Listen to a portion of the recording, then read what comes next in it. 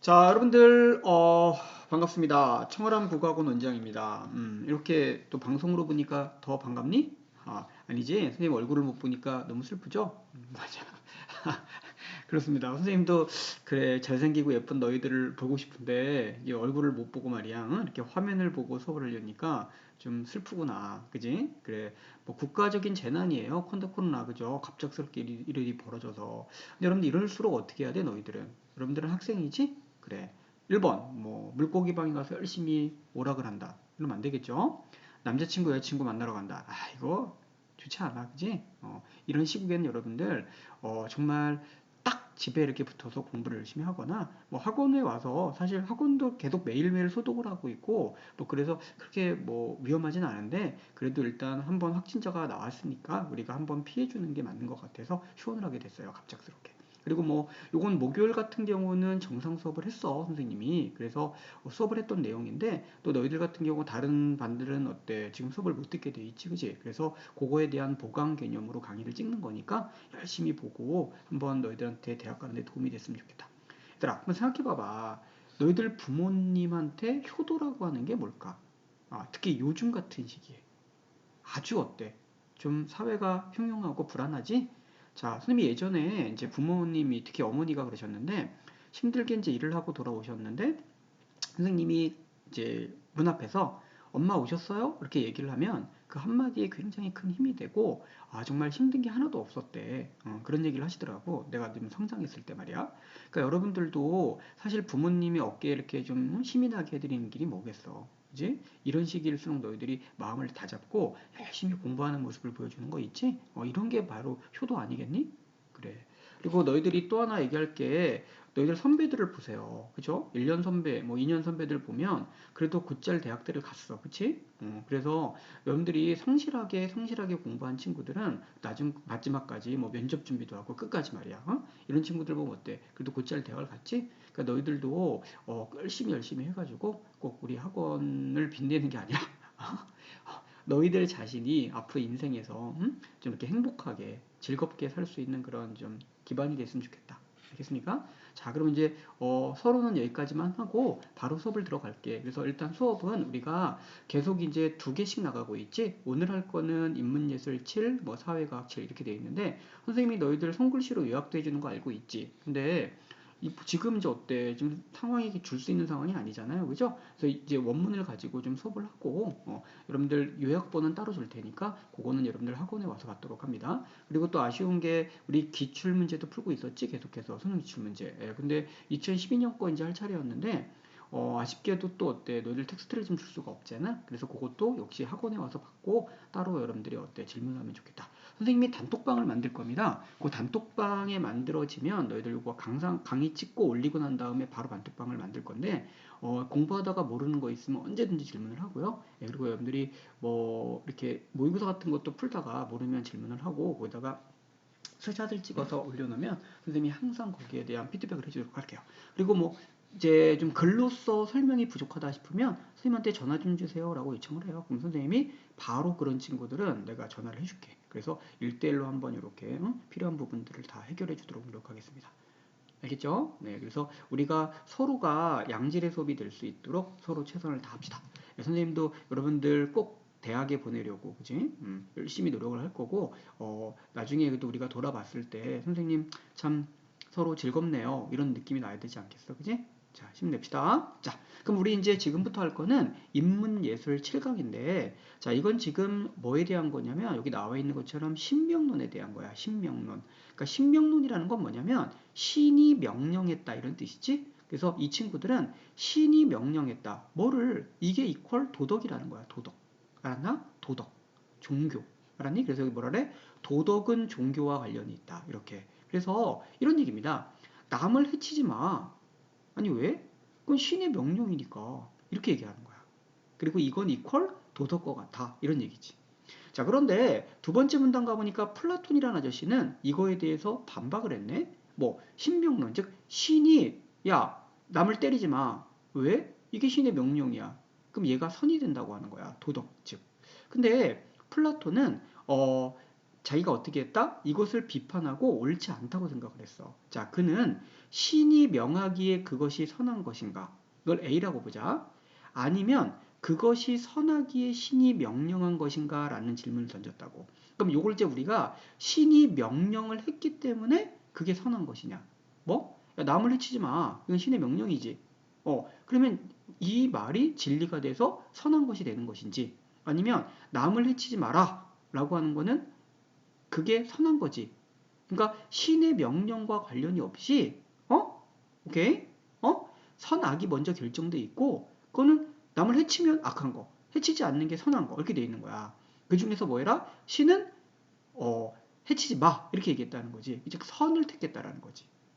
이런 얘기야. 그래서 앞에 질문 바로 이거죠. 신이 명하기에 그것이 선한 것인가? 알겠니? 그것이 선한 것인가? 형광펜을 좀 칠해볼까요? 오호. 아하. 이게 안 되는군요. 그럼 여기다가 해야 되나요? 이런! 한글 파일로 할 걸. 한글은 여기 자유롭게 형광펜도 칠해지고 하는데 이게 안 되네요. 아, 참 아쉽네. 자, 그래서 어쨌든 요게 A고 요게 B야. 그래서 앞에 것을 긍정하는 것은 A견해, 뒤에 것을 긍정하는 건 B견해인데, A견해는 신의 판단이 있기 전에는 도덕이란 있을 수 없다는 뜻이지. 그러니까 진리라고 하는 건 없어. 도덕이라는 건. 신이 야 누구 때리지 마, 그렇게 말하면 그게 곧 선이 돼 버린다는 거야. 도덕이란 신의 결정에 따른 결과물이지. 한편 B의 견해는 그것이 선하기에 신이 명하는 것인가, 그치? 이거는 어때? 신이 어떤 명령을 하기 전에 이미 선과 악이 정해져 있다는 거지. 근데 이거는 딜레마에 빠져 있다는 거야. 딜레마. 왜 그런가 한번 볼까? 이제 보자. A가 옳다면, 아까 A는 뭐였지? 신이 명령하기에 그것이 선한 것인가 그랬지. 그럼 얘는 간단한 거야. 신이 마음 먹으면 그것이 곧 도덕이라는 거지. 오케이? 그러면 만약에 신이 이런 얘기를 했다고 생각해보자. 야, 남을 해쳐 라고 명령을 했어. 그럼 이건 신의 명령이니까 얘가 선이 돼야 되지. 그래 안 그래? 그럼 우리는 어때요? 우리의 도덕적 의무를 바꿀 수밖에 없잖아? 얘가 선이 된다는 뜻이야. 그렇게 얘기하니까 이 신명론자들은 뭐라 그러겠니? 신명론을 옹호하는 사람들은 야, 남을 해치는 것은 비도덕적인 거지, 도덕적인 게 아니잖아. 신은 절대 그런 명령을 내릴 수가 없어, 이렇게 얘기한다고. 근데 이것이 왜 딜레마인지 알겠어? 이 얘기는 지금 우리가 A의 견해가 아니라 B의 견해인 거지. 뭐, 아니 남을 때리는 건 악한 거라며. 그건 이미 선악이 결정되어 있는 거고 신이 어때? 그 다음에 명령을 한 거잖아. 그러니까 이거는 뭐야? 얘는 지금 A의 논 거를 어때요? 지금 B를 갖다가 쓰고 있는 거잖아. 그러니까 두 개가 서로 어때? 지금 상충되니까 얘는 어때? 딜레마 상황이 발생을 한 거지. 이해했나요? 자, 그렇다면 신명론이 B의 견해를 택했다고 생각해보자. 자, B가 뭐였지? 신이 명하기 전에 선악은 결정돼 있다는 거야. 맞죠? 그러면 이건 뭐야? 신하고 그럼 도덕하고는 아무 관련이 없는 거네? 여기? 신하고 도덕은 아무런 관계가 없는 거네? 그지? 그럼 얘는 뭐야? 신명론의 원래 의도와 거리가 먼 거잖아. 이해했나요? 네. 자, 그래서 플라톤은 어떻게 했다? 신명론 자체가 불경스러운 결과에 이르는 것을 보여주기 때문에 독실한 사람이랑 어떻게 한다? 예, 신명론 같은 건 받아들이면 안 된다 라고 주장을 했다는 거지. 그리고 토마스 아퀴나스 같은 철학자들도 어때? 이런 신명론을 거부했다, 이런 뜻입니다. 그래서 여러분들 여기서 가장 핵심 포인트가 되는 것은 세 번째 문단인 걸 알겠어? 그래. 세 번째 문단에 이렇게 왜 딜레마가 발생을 하는지. 그럼 얘들아, 이 지문은 이제 나중에 여러분들 6월이나 9월이나 수능에서 만약에 연기가 된다면 단순히 그냥 신명론 문제가 아니겠지. 그래, 이건 논리 문제로 간다고. 논리 문제. 그래서 딜레마. 그래서 어떤 이와 같은 딜레마와 같은 것은, 이런 문제가 나올 수도 있고요. 아니면 이런 딜레마 형황을 굉장히 어때? 도표처럼 P면 Q이다 이런 식으로 해서 논리를 가지고 문장을 만들 수가 있거든. 그래서 우리가 사실 이 지문 자체는 어려운 지문이 아니지만 이렇게 문제를 꼬아놨을 때는 상당히 어려운 문제가 될 수 있기 때문에 이 핵심 코어가 되는 내용들 같은 건 너희들이 어떻게 해라? 아주 명확하게 정확하게 인식을 하고 내용 정리를 다시 해줘야 된다. 알겠니? 그래요. 자, 그러면 우리 첫 번째 지문을 설명을 끝냈습니다. 자, 그럼 이제 두 번째 지문으로 갈게요. 자, 우리 두 번째 지문은 얘들아 인문예술 8번 지문인데, 이건 여러분들 뭐냐면 모방론에 대한 비판입니다. 모방론. 뭐 이건 제 첫 번째 문단을 보시면 너희들도 뭐 우리 사실 비문학에서 배경 지식이 필요가 있니? 솔직히 있으면 좋아. 왜? 아니 내가 아는 게 많으면 그게 뭐야? 흔히 말해서 책을 많이 읽은 친구들 어때요? 아는 게 많잖아. 그럼 우리가 내용 파악하기도 훨씬 유리한 건 사실이거든. 그러니까 너희들이 이렇게 예술 지문 같은 거 나왔을 때도요, 비슷한 내용들이 많이 반복된단 말이야. 그러니까 기존의 어떤 그런 내용들을 체계적으로 이해를 하시고 하나씩 이렇게 찾아보는 것도 필요해. 자, 일단 첫 번째 문단은 자, 예술은 뭐냐 이거지. 예술. 예술은 이제 모방론에 대한 얘기인데 첫 번째 문단은 뭔 얘기를 해? 모방론이라는 건 별게 아니라 자연을 모방하는 활동이 예술이다. 이렇게 얘기한 거야. 알았나? 그래서 뭐 아리스토텔레스도 이런 얘기를 했고, 그래서 뭐 너희들 이런 얘기 들어봤나요? 시인 추방론? 시인 추방론이 뭐니 여러분들? 예를 들면 뭐 플라톤, 뭐 이런 아리스토텔레스 이렇게 계보를 잇는데 소크라테스 뒤를 우리가 완전 무결한 이상적인 세계를 뭐라고 생각했지 옛날에? 그쵸? 이데아라고 생각했지. 그럼 그 이데아를 카피해서 만든 게 뭐야? 우리 현실이라는 거지. 현실 세계. 그럼 여러분들 이런 현실 세계를 한 번 더 카피한 걸 뭐라 그래? 이걸 예술이라고 한다고. 그렇다면 얘는 뭐야? 본질인 이데아에서 한 번도 아니고 두 번이나 멀어졌지? 그래서 이런 얘기가 나왔던 거야. 시인 추방론. 야, 시인들, 너네 다 꺼져. 이런 얘기입니다. 알겠니? 야, 그래서 여러분들 이런 얘기인데, 그러니까 옛날에는 이제 이런 모방론이 대세였다는 거지. 아리스토텔레스까지는. 알았니? 자, 그런데 이에 대해서 누가 헤겔이라는 아저씨가 등장을 하면서 미학강이라는 책에서 뭐야? 이걸 비판을 한 거지. 알았나? 모방론. 야, 모방? 예술이 모방이라고? 난 그렇게 생각하지 않는데? 하고 세 가지 이유를 들었다. 이런 얘기야. 자, 그럼 이제 보자. 하나씩 정리해 봅시다. 첫 번째. 첫 번째는 자연에 대한 완벽한 모사는 불가능하다는 거지. 야, 우리가 아무리 똑같이 어때요? 자연을 그리려고 해도 똑같이 그릴 수 있어? 물론 요즘엔 여러분들 극사실주의라는 게 나와서 정말 깜짝 놀랄 정도로 똑같이 그리기도 하는데 사실 얘들이 가장 충격받았던 사건은 뭐야? 그렇지. 사진기의 발명이지. 사진기가 딱 발명되면서 헉! 하고 충격을 받았다고. 왜? 아니 아무리 똑같이 그려도 사진보다 같을 수는 없었거든. 그래서 이제 이런 것도 큰 이제 어떤 위기를 겪게 되는데, 그러니까 여기서 얘기하는 핵심은 이거야. 아니 모방이라는 것은 그냥 기술적으로 숙련, 연습하는 것에 불과한 것뿐이지 얘를 어떻게 예술로 보느냐 이거야. 이게 포인트야. 자, 둘째, 헤겔은 이제 모방 대상에 대한 본질적인 고려가 사라질 수 있다. 이렇게 봤거든. 그러니까 이게 뭔 소리냐면 우리가 예를 들면 어떤 자연을 이제 그림으로 그렸어. 그럼 모방한 거지. 아까 이제 주장한 것처럼 모방론에서는. 그런데 우리가 어떻게 보면 그걸 그림으로 그렸을 때 그 어떤 속에 담긴 진짜 의미, 그 심의, 함의 이런 걸 우리는 간과할 수가 있다라는 거지. 알겠어? 그래서 그 속에 담긴 예술에 대한 철학적 고찰이 엄청 필요하다. 고찰. 이게 핵심 포인트인 거야. 자, 그럼 여기서 굉장히 중요한 게 얘들아, 우리 이거는 사실 어때? 동양미학적인 것과 굉장히 관련이 있지? 선생님이 동양미술에서 어떻다 그랬죠? 동양미술에서는 여러분들 뭐냐? 어떤 그림이 있으면 그 단순히 그림이 겉에 표현된 것이 중요한 것이 아니고 그 속에 어떤 의미가 담겨 있는지. 그 힘의. 그런 게 중요하다 그랬지? 그리고 어떤 뭐 이제 그림 같은 경우는 막 그런 것도 있어. 뭐 사군자를 그릴 때도 아니면 뭐 십장생도를 그릴 때도 어떤 동물이 나오고 어떤 자연이 나왔을 때 조합이 되면 또 어떤 의미를 지니는지 막 그런 약간 수수께끼 같은 어떤 그런 것들도 있거든. 그래서 여러분들 이거는 우리가 모방론이라고 하는 건 단지 똑같이 그린다라면 사실 그냥 사진 찍는 것보다 못한 거지 이건. 그래서 이런 철학적 고찰 생각도 필요하다라는 아주 중요한 메시지를 담고 있고, 자, 세 번째, 헤겔은 모방론의 타당성을 인정해 준다 하더라. 그래, 모방? 그래, 그것도 뭐 예술일 수 있지. 하더라도 그 적용 범위가 제한적일 수밖에 없다고 지적했어. 이해했나? 아니, 너무 좁다는 거지, 범위가. 예를 들어볼까? 아니, 그림은 그렇다고 치자고. 회화, 조각. 아니, 근데 여러분들 보면 알겠지만 건축이라든가 문학이라든가 이런 거. 여러분들 문학은 뭐야? 묘사지, 물론 우리도. 근데 뭐 배경묘사, 공간묘사, 뭐 그지? 행동묘사 이런 걸 하긴 하는데 이것이 진짜 우리가 그걸 똑같이 우리가 모방할 수 있냐라는 거지. 그죠? 불가능에 가깝지 않나요? 그래서 여러분들 거꾸로 생각해보면 이런 거지. 뭐 너희들이 굉장히 재밌게 읽은 책이 있어. 우와 끝내준다 이거 정말. 그래서 머릿속에 막 이미지가 막 떠오르잖아. 근데 이걸 이제 영화한 거지 실사화. 딱 했을 때 너희들이 엄청 실망하는 경우도 있지. 와 진짜 어떻게 이렇게 만들어놨나. 그지? 오히려 막 화가 날 수도 있다고.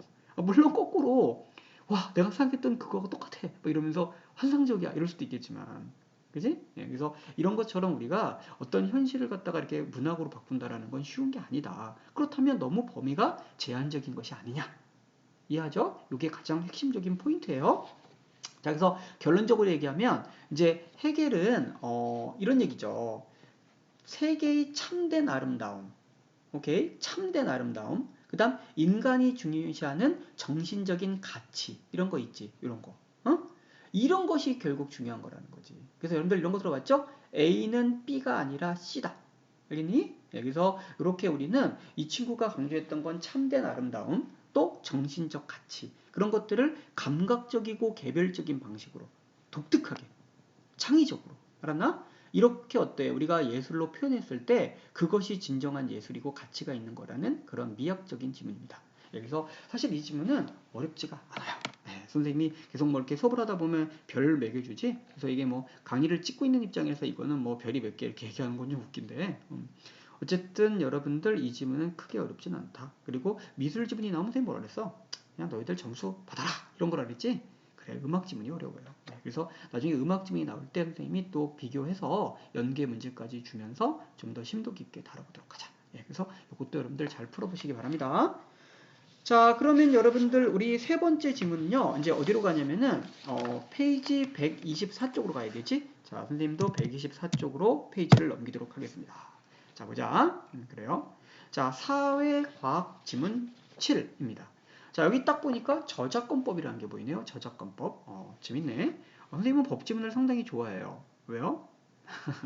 선생님 예전에 법대를 다녔었다 그랬지? 맞아요. 그래서 좀 이렇게 친구들도 뭐 이렇게 현직에 있는 친구들도 있고 그래. 그래서 이제 가끔 뭐 이렇게 여러 가지 법률적인 문제가 살다 보면 생길 수밖에 없잖아. 그러면 이제 친구들한테 전화도 하고 이렇게 뭐 물어보기도 하는데, 이 법은 여러분들 우리 생활에 꼭 필요한 겁니다. 그래서 여러분들이 아마 느낄 거지만 살면서 너희들이 꼭 이렇게 꼭 들려야 되는 곳들이 있죠. 그러니까 살다 보면 원치 않게 이렇게 어떤 법적인 문제가 생길 수도 있고요. 그 다음에 또 병원, 그죠? 이렇게 갈 수도 있고 약국 이런 데 말이야. 그래서 이런 것들이 아무래도 그러니까 좀 인기 직업으로 많이 속해 있지.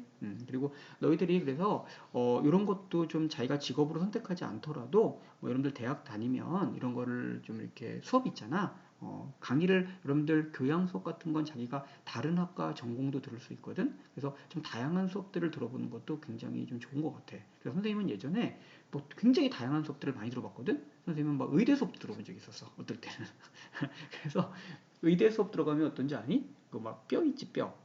뼈 같은 거 이렇게 막 근육 그런 거 막 우리 신체에 되게 많잖아. 그걸 갖다가 다 이렇게 외워서 쓰는 게 막 중간고사고 막 그래. 그리고 막 심리학 수업 이런 거 너무 재밌었어 선생님은. 심리학. 그래서 막 삐아제도 나오고 비고치키도 나오고 막 이런 거는 뭐 교육학적인 어떤 그런 심리학자들이지만 뭐 그런 친구도 있었지만 뭐 짜이넨 졸렌 막 그래가지고 에리 프롬 이런 사람들도 기억이 막 난다. 그래서 여러분들이 좀 고등학교 때는 너희들이 어떻게 보면 그렇게 좀 자유롭게 선택 수업이 불가능하지만 대학 가면 그게 아니거든. 그러니까 좀 재미난 수업들을 좀 많이 들어봐. 그리고 예를 들면 뭐 연영과가 있는 학교라면 연극 영화과 막 이런 거 그러면은 막 그런 것도 막 해봐. 연극 수업 막 이런 거 가서 막 그지 공연도 해보고 야 재밌을 것 같아. 뮤지컬은 노래를 잘해야 되죠. 그래. 자 그럼 여러분들 이제 우리가 저작권법에 대한 지문을 보도록 할게요. 자 저작권법은 여러분들 자 뭐야? 창작한 저작자 있지? 창작한 저작자. 그 사람의 권리를 보호하는 게 저작권법이야. 그래서 여러분들 왜 가수들 같은 경우도 이렇게 음원 문제 때문에 누가 만들었느냐? 그걸로 막 말이 많고 시끄럽지? 그리고 또 얼마 전에 이 지문은 딱 어울리는 사건이 하나 있는데 그 가수 중에 어떤 분이 계셔. 그지? 근데 이분이 그림을 그리는 거를 좋아하는 취미라고 이렇게 얘기를 하셨고 그것이 이제 그림을 그렸는데 약간 왜 이렇게 화투인가요? 이렇게 고스톱 그런 거기에 나오는 그런 그 인물이나 약간 배경을 가지고 그림을 그렸는데 굉장히 독특하고 좀 창의적이었거든. 그래서 그 그림이 되게 인기를 끌고 막 언론에 알려지고 그랬었어. 그러니까 이제 사람들이 그림을 찾는 사람들이 나온 거야. 나름 또 그분이 유명한 분이니까. 그래서 막 선생님이 정확하진 않아 이게 그냥 아주 그냥 예전에 본 기사라 뭐 꽤 비싸게 뭐 한 억도 넘어가게 몇 천만 원 뭐 이 정도의 금액의 그림이 팔린 걸로 알고 있거든. 자, 근데 이제 문제가 뭐였냐면 그 분이 실제 창작했는 줄 알았는데 외부에 알려진 창작자는 그분이었지만 실제 창작자는 다른 사람이었다라는 거지. 문제다, 그치? 우리가 흔히 뭐라 그러죠? 대작 관행 이렇게 얘기하죠. 대작. 응? 대작이 뭐야? 다른 사람이 대신 그려주는 거지. 근데 여기서 우리가 이제 민형사상 어떤 책임도 있고 여러 가지 법적인 문제가 발생한다라고 지금 이야기하고 있는 게 첫 번째 문장이에요. 그래서 예를 들면 너희들 왜 대기업 회장 같은 분들이 뭐를 하니? 자서전 같은 걸 쓰지? 근데 자서전 쓸 때 본인이 써요? 읽어보면 상당히 글을 잘 쓰거든요.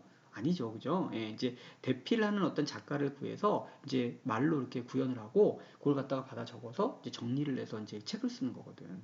그래서 여러분들이 이제 이런 부분에 대해서 이제 뭐건 내 자서전이니까 그렇다고 쳐도 그림 같은 경우는 이게 쉬운 문제가 아니잖아, 그렇지? 자, 그래서 이제 우리가 이걸 살펴볼 내용이 있어. 여기는 여러분들 선생님이 항상 이렇게 만약에 색깔이 됐다면 체크해줬을 텐데 여기 창작자 원칙이라는 게 있고 하나는 뭐가 있지, 얘들아? 아이디어 표현 이분 원칙이라는 게 나오거든. 아이디어 표현 이분 원칙.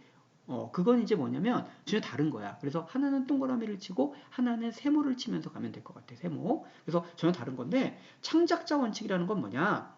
대작 시 아이디어 소재나 자료를 제공을 했어. 그리고 옆에서 보조도 했어.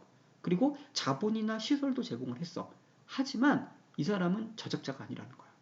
창작자 원칙은 진짜 그걸 한 놈, 만든 거, 그림을 그린 사람이 창작자라고 보는 입장인 거야.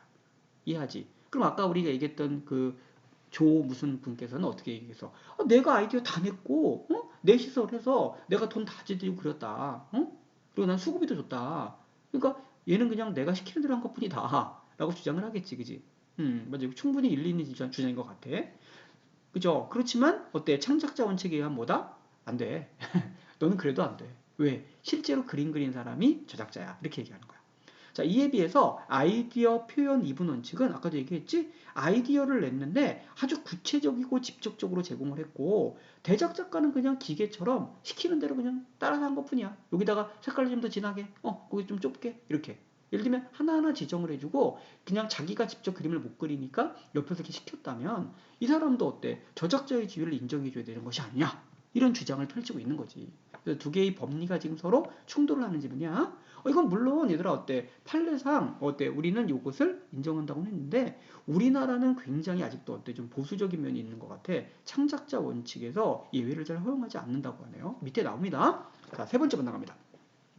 자, 허위 표시 저작자에 대한 추정과 그 번복. 이건 뭔 소리냐면 예를 들면 조머머시란 분이 아까도 얘기했지만 어때? 내가 작가야 라고 했는데 그걸 대필해준 작가가 나중에 생각해보니까 억울해. 내가 이거 뭐 돈 조금 받고 이거 뭐 이렇게 다른 분 이름으로 작품이 나가고 그럼 어떻게 되느냐? 응? 그러면은 일단 그 사람이 어때? 저기 허위 표시 저작자 그 사람이 저기 저작자인 걸로 인정을 하더라도 나중에 진정한 저작자가 알겠니? 제가 손으로 쓴 원고가 여기 있고요. 제가 이렇게 그림 그리는 모습이 담긴 동영상이 여기 있고요. 여기 메모 흔적이 여기 있어요. 라고 해서 자기가 어때? 주장을 했을 때 그 주장이 법원에서 받아들여지면 이거는 지위를 회복하게 돼. 즉 진짜 그린 사람이 다시 저작자로서 어때? 인정받을 수 있다. 이런 뜻이야. 여기는. 그래서 이 내용도 너희들이 잘 체크해서 보도록 하고요. 자, 그 다음에 네 번째 문단 가면 여러분들 뭐가 나오냐면 성명 표시권이라는 게 나와. 성명 표시권. 그러니까 성명 표시권은 뭐냐면 창작자가 본인의 존재를 직접 밝히는 거 있지. 이걸 원래 성명 표시권이라고 하는데 그러니까 의뢰인 같은 경우는 어때? 자기가 이제 의뢰를 했으니까 자기 이름을 갖다가 조 XX 이렇게 해서 이제 그림 같은 데 낙인 같은 걸 찍겠지. 그런데 이 원래 성명 표시권이라고 하는 것은 일신 전속권이래. 얘들아, 일신 전속권은 여기 주석이 나와 있는데 개인이 포기할 수가 없는 거야. 이건 포기가 안 돼. 그냥 알았니? 이건 그냥 평생 얘가한테 가져가는 권리인 거야. 알겠어? 그러면 대작자가 저는 그냥 자기 이름을 포기했더라도 얘나 포기가 될 수가 없는 권리라고 얘는. 그건 모순인 거지, 그지? 그래서 모순이 발생한다고 되겠잖아. 모순. 오케이? 자, 그래서 어때? 우리나라에서는 어떻다? 굉장히 창작자 원칙의 예외를 잘 인정하지 않는 편이다. 그래서 선생님 잘 모르겠어요. 내가 뭐 괜히 또 여기서 실수해서 이분이 어쨌느니 저게 맞네라고 하는 건 내가 주제 넘은 것 같고 왜? 지금 이거는 지금 이제 법의 심판에 넘어가 있고요. 지금 심리 중이거든요. 그러니까 이런 거는 선생님의 몫이 아니야, 그렇지? 근데 뭐 내 개인적인 견해도 별로 의미가 없는 것 같고 이거는 그래서 나중에 여러분들 재판 결과가 나오면 한번 기사 같은 걸 검색해보고 그 법리, 논리가 뭐였는지는 여러분들이 한번 살펴보시는 것도 괜찮을 것 같다. 알았나? 네, 그래서 마지막 다섯 번째 문단에서는 대작이라는 것이 어때? 그러니까 법익을 침해한다라고 보면 이제 이것은 형법상 업무 방해죄라든가 아니면은 저작자의 사칭 공표죄 이런 것도 될 수 있다라고 하면서 우리가 더 이것에 대해서 활발한 논의를 할 필요가 있지 않느냐라고 얘기하는 지문이 바로 이 대작 관행 지문이다. 그래서 이건 사회문화 7번 지문이었습니다. 페이지 124쪽이었고 네, 좋아요. 연속해서 하나 더 보기로 할게요. 자 봅시다. 자 여기 보시면 여러분들 사회과학지문 8번인데 이 사회과학지문 8번 지문은 화폐의 기능에 대한 거야. 화폐. 이것도 너무 쉽다. 그치? 솔직히 올해 좀 수능 특강이 전반적으로 그 그러니까 요번 말고 니네 1년 선배 말고 그 두 번째 선배들이 상당히 어려웠죠? 뭐 1컷이 83일 정도로. 그래서 너무 이렇게 언론에서 저걸 해서 그런지 몰라도 작년 수능에 비해서 올해 수능이 훨씬 쉬워진 게 사실입니다. 그리고 누누이 얘기하지만 여러분들은 학생 수가 급감했죠? 예, 그래서 너희들은 진짜 선택받은 아이들이야. 진짜. 선생님 같으면 난 진짜 너무 열심히 공부할 것 같아. 진짜. 왜? 얼마나 기회가 좋아. 이제 너희들 시험 응시 인원도 줄지. 또 애들은 공부 정말 안 하지. 그치? 특히 우리 어때? 이쪽 지역만 해도 평준화 때문에 중학교 때 열심히 놀았잖아. 그죠? 그래서 여러분들이 다시 한번 힘 바짝 내고 내신도 여러분들 3학 1학기 때 뒤집을 수 있어. 더블 찬스잖아. 여러분들 3학 1학기밖에 안 들어가잖아. 맞니? 나 같으면 지금 진짜 불을 켜고 할 것 같아요. 공부를. 그리고 뭐 선생님한테 모르는 거 있으면 막 질문하고 그래 여러분들. 그래서 너희들 진짜 학교 선생님도 그렇고 학원 선생님들도 그렇고 그런 존재인 거야. 너희들이 질문하고 선생님이 해결해주고 이렇게. 그렇죠? 예, 그래서 정신 똑바로 차리고 여러분들 항상 열심히 공부하도록 합니다. 알겠죠? 네. 자, 그러면 화폐 시작합니다. 자, 화폐란 무엇인가? 너네 화폐 있어요? 세뱃돈 받았니? 여러분들은 어때? 지금 정말 비생산적인 존재들이지? 왜? 너희들은 돈만 쓰잖아. 엄마 아빠 집에 살면서. 그치? 그러니까 뭐 해야 돼? 공부라도 열심히 해야지. 할 수 있는 게 너희들은 뭐야? 응? 그치?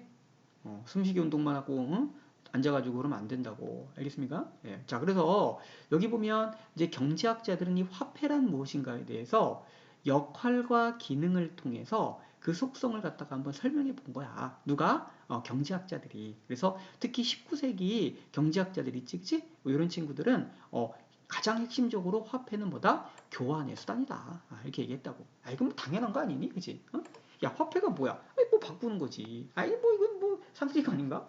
예를 들면 너네들 시골 장터 생각해봐. 처음에 어떻겠어? 화폐가 없을 때는 물건을 뭐 옥수수 농사를 지면 옥수수를 가지고 나가서 시장에 갔어.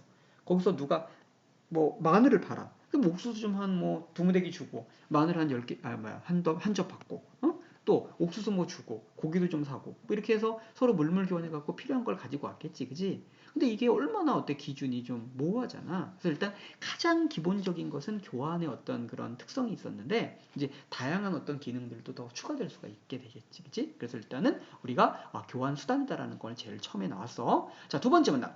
교환의 매개물로서의 화폐. 이걸 이제 구체화시켜 놓고 있는 거지. 예, 그래서 여러분들이 보면 알겠지만 이 돈이라고 하는 건 교환의 수단이지. 너희들이 돈을 갖고 가면 어때? 아이스크림도 사 먹을 수 있고, 모두 물건도 살 수 있고, 그지? 집도 살 수 있고, 뭐 그런 거잖아. 그러니까 당연히 얘는 뭐다? 매개 기능을 한다 이거야. 근데 예를 들면, 근데 재밌는 거는 이 돈이라고 하는 게 현재 뭐다? 10분의 1 정도만이 현물 화폐고, 즉 너희들이 지갑에 있는 뭐 1,000원짜리, 만원짜리 이런 거 대부분의 것들은 뭐다 여러분들? 가상. 맞나요? 은행에 여러분들 생각해봐. 돈이 내 통장에 1억이 있어. 그럼 내가 그건 눈에 보이는 돈이 아닌 거잖아. 거기서 1,000만 원 주세요 해서 이체를 했어. 그럼 이체를 하면 그것도 보이는 돈이 아닌 거잖아. 그치? 그래서 이렇게 이제는 이런 것들이 좀 나온다. 그럼 얘들아 딱 느낌이 오나? 이 지문은 여러분들 뭐가 될 수 있다? 그래 바로 뭐? 느낌 와요? 예. 이 지문은 여러분들 바로 정확하게 뭐가 될 수 있다? 비트코인 있지? 예, 그런 거가 연결이 돼서 아마 추가로 지문이 합쳐질 거야. 근데 이게 요즘엔 통합 지문이 대세라서 비트코인의 원리 있지 여러분들. 그럼 이제 기술로 가는 거거든. 얘가 암호화폐를 어떻게 채굴하고 그것을 어떻게 서버에 보존을 하고 어떻게 얘가 강한 그런 어떤 그지 해킹이 안 되게 굉장히 이게 보호가 잘 돼 있는 돈이 이제 비트코인이잖아요. 그래서 이제 이런 암호화폐 그런 것들이 어떻게 이루어지는지에 대해서 그리고 추가로 얘가 어떤 기능을 발생하게 되는지 뭐 이런 게 여러분들 충분히 나올 수가 있단 말이야. 알겠나? 그래서 여러분들 아마 이 연계지문 선생님이 이제 얘들 뭐 주관식으로도 더 만들어 주기도 하고 직접 그리고 뭐 객관식 문제 같은 것들도 어때? 더 이제 선생님이 구해다가 여러분들 아마 풀릴 텐데 분명히 이런 식으로 엮어질 거라고 선생님이 장담합니다. 알았나? 왜? 이 지문은 그냥 너무 노멀하고 평범하거든. 오케이? 좋아요. 자, 그래서 이제 두 번째 문단의 핵심은 뭐였다? 아, 매개물로서 역할을 했다. 이게 핵심이야. 자, 그럼 세 번째 문단은 가치를 표현하는 척도로서의 기능. 자, 뭔 소리야? 가치를 표현하는 척도, 기준 이런 얘기야. 척도라는 건. 알았니? 척도, 기준. 오케이? 그러니까 너희들이 저게 얼마나 할지 금전 가치로 우리가 체크가 될 수가 있지.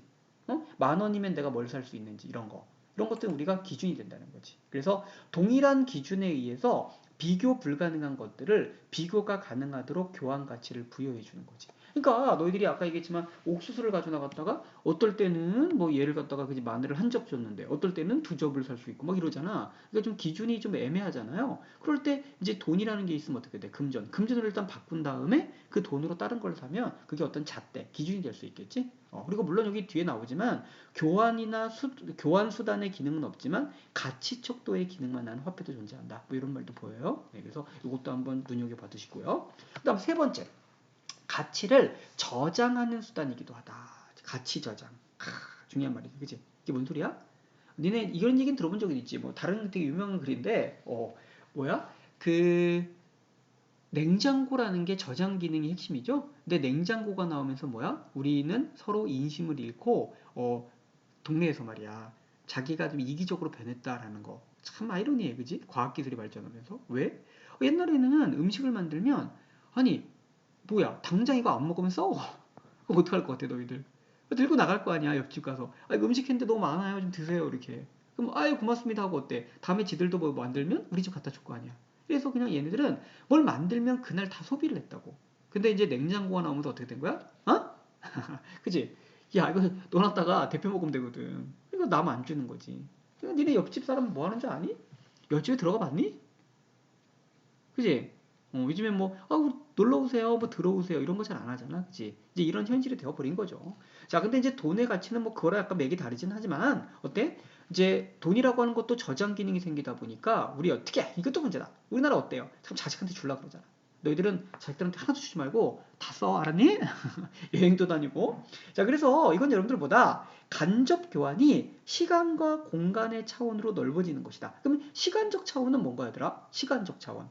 시간적 차원은 얘들아, 예를 들면 너희들이 지금 돈을 안 쓰고 저금을 하는 거야. 내가 나중에 결혼할 때 혼수해야지 해갖고 돈을 차곡차곡 적금하는 거지, 그지? 이런 거는 뭐야? 교환 가치지, 그지? 그래요? 시간, 그지? 그리고 어때? 교환 가치가 아니라 시간적 가치야. 그리고 차원도 넓어진 거고 공간적으로 넓어지는 거. 너희들이 해외여행 갈 때 우리나라 돈을 다른 나라 돈으로 바꾸겠지? 이것도 어때? 이 공간 차원으로 넓어진 거지. 선생님이 여러분들한테 추천하면요. 너희들이 경제활동을 하기 시작하잖아. 그럼 뭐 해라? 그냥 흐름을 보고 삼성전자가 좀 주식이 내려가는 것 같다 그러면 딱 쓸 돈만 놔두고요. 다 그냥 삼성 주식 사는 것도 괜찮아. 한 20년 동안. 계속 삼성만 사. 한 10년? 그랬다가 10년 있다가 팔아서 집 사요. 그럼 아마 여러분들 은행에 저금하는 것보다 훨씬 좋을 겁니다. 이게 본질적인 문제야. 왜 그런지 알아요? 우리나라는 여러분들 공대 나와서 수석, 차석, 1, 2, 3등은 어디 가니? 삼성 가. 오히려 이제 외국은 젊은 애들이 먼저 창업을 하는 경우가 많은데 졸업하고 벤처 만들고 우리나라는 다 탑인 애들이 삼성 간다고. 삼성에서 있다가 나와갖고 다시 독립해서 회사를 만들지언정 더 배우고 거기서. 그러니 이 삼성이라는 그리고 또 어때? 스킨십이 있죠? 그러면 그 계열사랑. 응? 또 이게 또 창업하는 사람들이랑. 그러니까 이게 여러분들 우리나라는 솔직히 말하면 삼성을 깰 수가 없습니다. 진짜. 그래서 여러분들 아마 그냥 선생님이 추천해 주는 건데 월급을 받으면 쓸 돈만 남기고 다 삼성 주식 사라. 아니면 뭐해라? 그냥 적금을 드세요. 10년짜리 말고 얘들아. 1년짜리. 응? 그냥 금리는 얼마 안 돼도 여러분들이 소비를 하는 걸 막아주거든. 그래서 1년짜리, 2년짜리 이렇게 적금 들어가지고 그걸 모았다가 여러분들 나중에 꼭 하고 싶은 거 하고 집 살 때 쓰고 하라고. 그래서 선생님이 지금 경제에 관심이 많아요. 내가 개인적으로 말이야. 그래서 여러분들이 혹시 나중에 좀 이제 어른이 돼서 경제적인 그런 게 필요하면 자문이 필요하면 선생님한테 얘기해. 선생님이 아는 한에서는 최대한 많이 도와줄게요. 그렇죠? 네. 야, 이건 뭐야? 미래까지 책임져주는 선생님. 그지? 자, 그래. 자, 그렇고 얘들아. 이제 저장과 보관 비용이 적게 들고 또 명목 가치가 일정하지? 돈이라는 거는. 근데 이제 저장 기능에서 가장 문제가 되는 건 얘들아 뭐겠니? 이건 정말 중요한 거야. 뭐? 그래, 높은 인플레이션. 이게 아주 중요한 거지. 이게 왜 중요한지 알겠니, 얘들아? 선생님이 얘기했잖아. 예를 들면 너희들이 아버지가 아들, 내가 너를 위해 준 선물이 있어. 자, 1억. 자, 가져. 이거 뭐 할래? 하고 싶은 대로 해. 그랬단 말이야. 뭐 할래요? 1억 갖고? 만약에 저장을 했다면 최악의 선택이죠. 아니다. 다 써버린 게 최악의 선택인가? 너무 그렇지 않아? 너희들 돈이라는 건요. 인간은 그래. 돈이라는 것은 어때? 뭔가를 소비할 수 있게 해주지? 사람이 행복을 느끼는 거는 소비할 때 행복을 느끼는 게 맞거든? 너희들 당장 봐봐. 뭐 신상 뭐를 샀다. 행복하지, 그지? 그래서 그것도 나쁘지 않아. 선생님 생각할 때는. 근데 아니면 그렇고 잘 투자를 해서 너희들 미래 동력으로 삼는 것도 좋고. 근데 제일 바보 같은 게 선생님은 그 돈을 그냥 가만히 놔두는 것 같아. 왜? 너희들이 지금 1억 원을 받았는데 내년이 되면 통장에 그냥 그대로 아니 집에다가 불안하니까 갖다 놨어. 아니면 은행에 넣어놨어. 금리 정말 적거든요. 그러면 너희들이 물가가 더 오르는 속도보다 금리, 그지? 뭐 이자 받는 게 더 적어. 혹은 집에 1억을 가만히 그냥 모셔둔 거야. 보기만 해도 흐뭇하니까. 근데 내년이 됐을 때 그 1억이 지금 1억과 똑같은 돈인가요? 그렇지. 아니지. 왜? 1년이 지나면 여러분들 1년 후에는 그 돈은 똑같은 돈의 가치가 아니야. 왜? 물가는 오르니까. 물건의 값어치는 오르니까. 그럼 너희들은 올해 1억을 갖고 살 수 있었던 어떤 물건을 내년에는 살 수가 없다는 뜻인 거지. 이해나? 예, 그래서 여러분들 이거는 너희들이 분명히 생각해 봐야 될 거야. 그래서 높은 인플레이션이 발생하게 되면 어떻게 된다? 저장 기능은 현저히 감소한다. 이거 엄청 중요한 거야. 그래요. 자, 마지막. 그럼 봐. 이제 전제가 필요한데 화폐에 이렇게 어떤 기능 우리가 정리해볼까? 두 번째 문단에서는 매개물 그죠? 교환하게 해준다. 세 번째 문단에서는 가치의 척도 얘가 얼마나 값어치가 나가는지를 체크하게 해준다. 네 번째 문단에서는 저장 수단도 기능도 있다. 이렇게 얘기를 했는데 이것의 전제는 뭐냐면 이 화폐가 가치를 부여받아야 되는 거지. 예를 들면 비트코인 이게 화폐냐 이거야 지금. 그럼 가치를 인정할 수 있다는 사람하고 야 혹시 그런 거는 뭐 니네 거 들어봤니? 양자 컴퓨터? 원래 양자 컴퓨터가 뭔지는 알지? 이게 환상 속에서만 존재하던 컴퓨터인데 실제로 이제 미국에서 개발을 했죠. 여기서 이제 아마 지금 비싸서 그렇지만 실용화 되는데 그러면 양자 컴퓨터라면 이 암호화폐도 해킹할 수 있답니다. 뭐 이런 게 기술 지문인 거거든. 이렇게 되면 뭐야? 이거는 얘는 뭐야? 잘못하다가는 그치? 어? 그런 가치. 암호화폐가 왜 암호가 있으니까 가치가 있는 건데 그것이 이제 가치가 없게 될 수도 있는 거지, 그지? 그래서 이제 이런 것들이 서로 사람들이 전제가 돼야 된다. 그래서 예를 들면 미국 정부에서 뭐 그런 거야, 야 비트코인으로 뭐 물건 다 살 수 있게 하고, 뭐 유통에서 비트코인으로 물건을 다 살 수 있게 하고 일부 막 그런 게 있었잖아. 그렇게 되면 이제는 뭐야, 화폐로서 어떤 가치를 부여받게 되겠지. 이해했나요? 네, 그래서 그런 것들을 너희들이 좀 잘 진지하게 고민해봐라 이런 얘기입니다. 그래서 여기까지 여러분들 강의를 찍고요. 선생님이 지금 조금 쉬었다가 선생님이 지금 너네만 강의를 찍는 게 아니고 지금 쭉 다른 학년들 강의를 다 찍고 있거든. 그래서 그거를 다 찍고 나서 여러분들 선생님이 이제 뭔 얘기냐면 쉴라 그래. 그래서 지금 딸기 좀 먹고요. 딸기 썰었는데 옆에 그리고 조금 있으면 뭐가 나오는지 알아 얘들아? 무시무시하게 이태원 클래스가 나와. 그래서 그거 좀 보고 이어서 강의를 더 찍겠습니다. 알겠죠? 좀 이따 봐.